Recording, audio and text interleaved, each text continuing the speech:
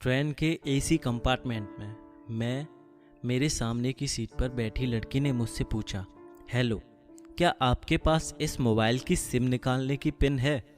उसने अपने बैग से एक फ़ोन निकाला। वह नया सिम कार्ड उसमें डालना चाहती थी, लेकिन सिम स्लॉट खोलने के लिए पिन की ज़रूरत पड़ती है, जो उसके पास नहीं थी। मैंने हाँ में गर्दन हिलाई और अपने क्रॉस बैग से पिन निकालकर लड़की को दे दी। लड़की ने थैंक्स कहते हुए पिन ले ली और सिम डालकर पिन मुझे वापस कर दी। थोड़ी देर बाद वो फिर से इधर उधर ताकने लगी। मुझसे रहा नहीं गया। मैंने पूछ लिया, कोई परेशानी? वो बोली, सिम स्टार्ट नहीं हो रही है। मैंने मोबाइल मांगा, उसने दिया। मैंने उसे कहा कि सिम अभी एक्टिवेट नहीं हुई है, थोड़ी देर में हो जाएगी। एक्टिव होने के बाद आईडी वेरिफिकेशन होगा, उसके बाद आप इसे इस्तेमाल कर सकेंगे। लड़की ने पूछा, आईडी वेरिफिकेशन क्यों? मैंने कहा, आजकल सिम वेरिफिकेशन के बाद एक्टिव होती है। जिस नाम से ये सिम उठाई गई है उसका ब्यौरा पूछा जाएगा, बता देना। लड़की बुदबुदाई। ओह, मैंने दिलासा देते हुए कहा, इसमें कोई परेशानी की कोई बात नहीं है। वो अपने एक हाथ से दूसरा हाथ दबाती रही, मानो किसी परेशानी में हो। मैंने फिर विनम्रता से कहा, आपको कहीं कॉल करना हो तो मेरा मोबाइल इस्तेमाल कर लीजिए। लड़की ने कहा, जी फ़िलहाल नहीं, थैंक्स, लेकिन ये सिम किस नाम से खरीदी गई है मुझे नहीं पता। मैंने कहा, एक बार एक्टिव होने दीजिए, जिसने आपको सिम दी है उसी के नाम की होगी। उसने कहा, ओके, कोशिश करते हैं। मैंने पूछा, आपका स्टेशन कहाँ है? लड़की ने कहा, दिल्ली। और आप? लड़की ने मुझसे पूछा। मैंने कहा, दिल्ली ही जा रहा हूँ, एक दिन का काम है। आप दिल्ली में रहती हैं या? लड़की बोली, नहीं नहीं, दिल्ली में कोई काम नहीं, ना ही मेरा घर है वहाँ। तो मैंने उत्सुकतावश पूछा। वो बोली, दरअसल ये दूसरी ट्रेन है जिसमें आज मैं हूँ और दिल्ली से तीसरी गाड़ी पकड़नी है, फिर हमेशा के लिए आज़ाद? लेकिन किस तरह की कैद से?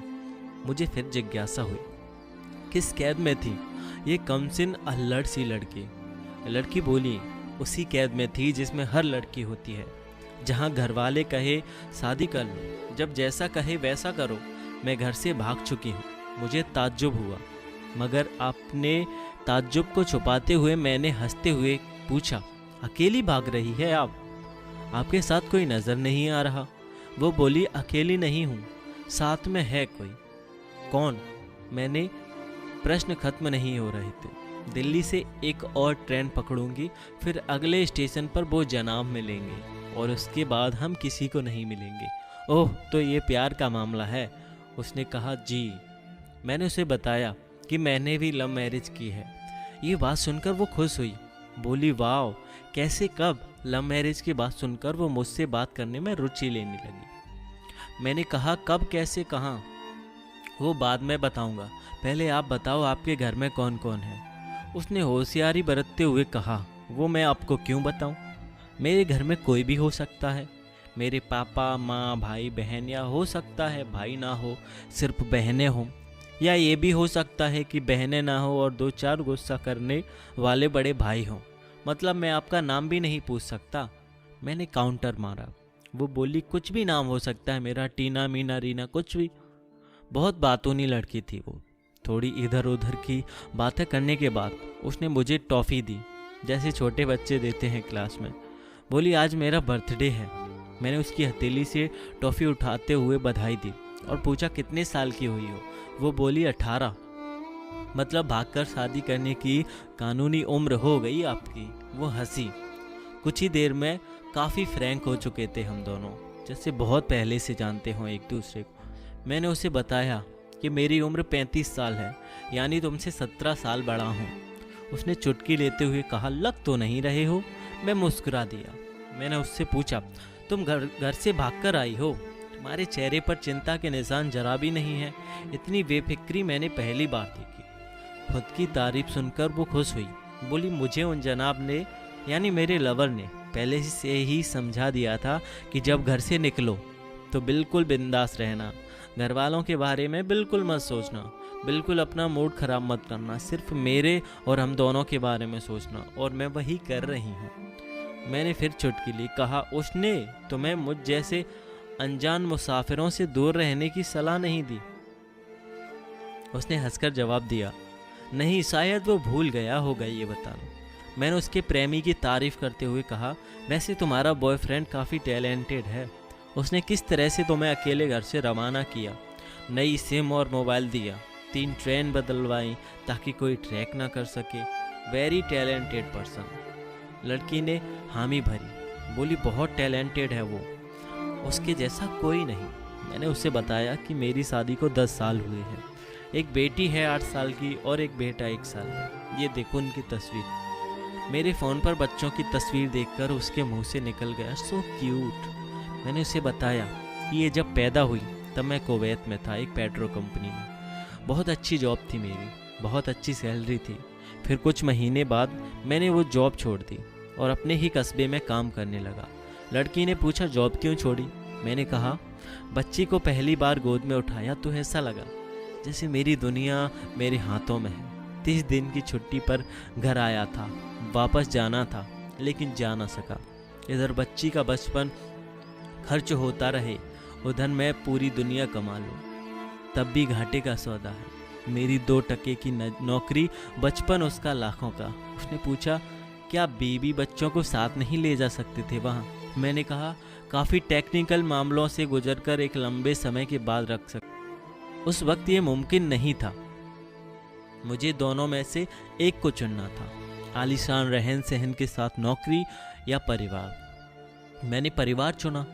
अपनी बेटी को बड़ा होते देखने के लिए मैं कुवैत वापस गया था, लेकिन अपना इस्तीफ़ा देकर लौट आया। लड़की ने कहा, वेरी इम्प्रेसिव। मैं मुस्कुराकर खिड़की की तरफ देखने लगा। लड़की ने पूछा, अच्छा, आपने तो लव मैरिज की थी ना, फिर आप भगाकर कहाँ गए? कैसे रहे और कैसे गुजारा वो वक्त? उसके हर सवाल और हर बात में मुझे महसूस हो रहा था लड़कपन के शिखर पर है, बिल्कुल नासमझ और मासूम छोटी बहन सी। मैंने उसे बताया कि हमने भागकर शादी नहीं की, और ये भी है कि उसके पापा ने मुझे पहली नज़र में सख्ती से रिजेक्ट कर दिया था। उन्होंने आपको रिजेक्ट क्यों किया? लड़की ने पूछा। मैंने कहा, रिजेक्ट करने का कुछ भी कारण हो सकता है, मेरी जाति, मेरा काम, घर परिवार, बिल्कुल सही। लड़की ने सहमति दर्ज कराई और आगे पूछा, फिर आपने क्या किया? मैंने कहा, मैंने कुछ नहीं किया, उसके पिता ने रिजेक्ट कर दिया। वहीं से मैंने अपने बारे में अलग से सोचना शुरू कर दिया था। खुशबू ने मुझे कहा कि भाग चलते हैं। मेरी वाइफ का नाम खुशबू है। मैंने 2 टूक मना कर दिया। वो 2 दिन तक लगातार जोर देती रही कि भाग चलते हैं। मैं मना करता रहा। मैंने उसे समझाया कि भागने वाले जोड़े में लड़के की इज्जत पर कोई ख़ास फर्क नहीं पड़ता, जबकि लड़की के पूरे कुल की इज्जत धुल जाती है। भगाने वाला लड़का उसके दोस्तों में हीरो माना जाता है, लेकिन इसके विपरीत जो लड़की प्रेमी संग भाग रही है वो उल्टा कहलाती है। मोहल्ले के लड़के उसे चालू कहते हैं। बुराइयों के तमाम शब्द को उस लड़की के लिए इस्तेमाल किए जाते हैं। भागने वाली लड़की आगे चलकर 60 साल की वृद्धा भी हो जाएगी, तब भी जवानी में किए उस कांड का कलंक उसके माथे पर से नहीं मिटता। मैं मानता हूँ कि लड़का लड़की को तोलने का ये दोहरा मापदंड गलत है, लेकिन हमारे समाज में है तो यही। ये नज़रिया गलत है, मगर सामाजिक नज़रिया यही है। वो अपने नीचे का होंठ दांतों तले पीसने लगी। उसने पानी की बोतल का ढक्कन खोलकर एक घूंट पिया। मैंने कहा, अगर मैं उस दिन उसे भगा ले जाता तो उसकी माँ तो शायद कई दिनों तक पानी भी ना पीती। इसलिए मेरी हिम्मत ना हुई कि ऐसा काम करूँ मैं जिससे प्रेम करूँ। उसके माँ बाप मेरे माँ बाप के समान ही हैं, चाहे शादी ना हो तो ना हो। कुछ पल के लिए वो सोच में पड़ गई, लेकिन मेरे बारे में और अधिक जानना चाहती थी। उसने पूछा, फिर आपकी शादी कैसे हुई? मैंने बताया कि खुशबू की सगाई कहीं और कर दी गई। धीरे धीरे सब कुछ नॉर्मल होने लगा था। खुशबू और उसके मंगेतर की बातें भी होने लगी थी फ़ोन पर, लेकिन जैसे जैसे शादी नज़दीक आने लगे उन लोगों की डिमांड बढ़ने लगी। डिमांड मतलब? लड़की ने पूछा। डिमांड का एक ही मतलब होता है, दहेज। दहेज की डिमांड। परिवार में सबको सोने से बने तोहफे दो, दूल्हे को लग्जरी कार चाहिए, सास और ननद को नेकलेस दो, वगैरह वगैरह। बोले, हमारे यहाँ रीत है, लड़का भी इस रीत की अदायगी का पक्षधर था। वो सगाई मैंने तोड़वा डाली, इसलिए नहीं कि सिर्फ मेरी शादी उससे हो जाए, बल्कि ऐसे लालची लोगों में खुशबू कभी खुश नहीं रह सकती थी।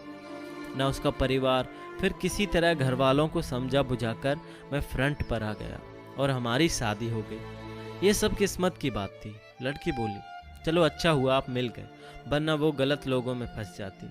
मैंने कहा, जरूरी नहीं कि माता पिता का फैसला हमेशा सही हो, और ये भी जरूरी नहीं कि प्रेमी जोड़े की पसंद सही हो। दोनों में से कोई भी गलत या सही हो सकता है। काम की बात यहाँ है कि कौन ज़्यादा वफादार है। लड़की ने फिर से पानी का घूंट लिया और मैंने भी। लड़की ने तर्क दिया कि हमारा फैसला गलत हो जाए तो कोई बात नहीं, उन्हें गिलानी नहीं होनी चाहिए। मैंने कहा, फैसला ऐसा हो जो दोनों का हो, बच्चों और माता पिता दोनों की सहमति, वो सबसे सही है। बुरा मत मानना, मैं कहना चाहूँगा कि तुम्हारा फैसला तुम दोनों का है, जिससे तुम्हारे पेरेंट्स शामिल नहीं हैं। ना ही तुम्हें इश्क का असली मतलब पता है अभी। उसने पूछा, क्या है इश्क का सही अर्थ? मैंने कहा, तुम इश्क में हो, तुम अपना सब कुछ छोड़कर चली आई। ये सच्चा इश्क है। तुमने दिमाग पर जोर नहीं दिया, ये इश्क है। फायदा नुकसान नहीं सोचा, ये इश्क है। तुम्हारा दिमाग दुनियादारी के फितूर से बिल्कुल खाली था। उस खाली जगह में इश्क का फितूर भर दिया गया। जिन जनाब ने इश्क को भरा, क्या वो इश्क में नहीं है? यानी तुम जिसके साथ जा रही हो वो इश्क में नहीं, बल्कि होशियारी, हीरोगिरी में है। जो इश्क में होता है वो इतनी प्लानिंग नहीं कर पाता है, 3 ट्रेनें नहीं बदलवा पाता है, उसका दिमाग इतना काम ही नहीं कर पाता। कोई कहे मैं आशिक हूँ और वो सातिर भी हो, ये नामुमकिन है। मजनू इश्क में पागल हो गया था। लोग पत्थर मारते थे उसे। इश्क में उसकी पहचान तक मिट गई। उसे दुनिया मजनू के नाम से जानती है, जबकि उसका असली नाम केस था, जो नहीं इस्तेमाल किया जाता। वो सातिर होता तो कैसे मजनू न बन पाता। फरहाद ने शिरी के लिए पहाड़ों को खोदकर नहर निकाल डाली थी और उसी नहर में उसका लहू बहा था। वो इश्क था। इश्क में कोई फकीर हो गया, कोई जोगी हो गया। किसी माजी ने पहाड़ तोड़कर रास्ता निकाल लिया। किसी ने अतिरिक्त दिमाग नहीं लगाया, चालाकी नहीं की। लालच, हवस और हासिल करने का नाम इश्क नहीं है। इश्क समर्पण करने को कहते हैं, जिसमें इंसान सबसे पहले खुद का समर्पण हासिल करने के लिए था।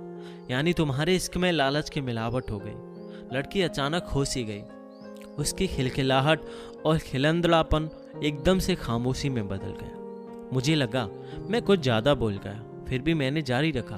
मैंने कहा, प्यार तुम्हारे पापा तुमसे करते हैं। कुछ दिनों बाद उनका वजन आधा हो जाएगा। तुम्हारी माँ कई दिनों तक खाना नहीं खाएगी, ना पानी पिएगी, जबकि आपको अपने आशिक को आजमा कर देख लेना था। ना तो उसकी सेहत पर फर्क पड़ता, ना दिमाग पर। वो अक्लमंद है, अपने लिए अच्छा सोच लेता। आजकल गली मोहल्ले के हर तीसरे लौंडे लपाटे को जो इश्क हो जाता है, वो इश्क नहीं है, वो सिनेमा जैसा कुछ है। एक तरह की स्टंटबाजी, डेयरिंग, अलग कुछ करने का फितूर और कुछ नहीं। लड़की का चेहरे का रंग बदल गया। ऐसा लग रहा था वो अब यहाँ नहीं है। उसका दिमाग किसी अतीत में टहलने निकल गया है। मैं अपने फ़ोन को स्क्रॉल करने लगा, लेकिन मन की इंद्री उसकी तरफ थी। थोड़ी ही देर में उसका और मेरा स्टेशन आ गया। बात कहाँ से निकली थी और कहाँ पहुँच गई। उसके मोबाइल पर मैसेज टोन बजी। देखा, सिम एक्टिवेट हो चुकी थी। उसने चुपचाप बैग में से आगे का टिकट निकाला और फाड़ दिया। मुझे कहा एक कॉल करना है। मैंने मोबाइल दिया।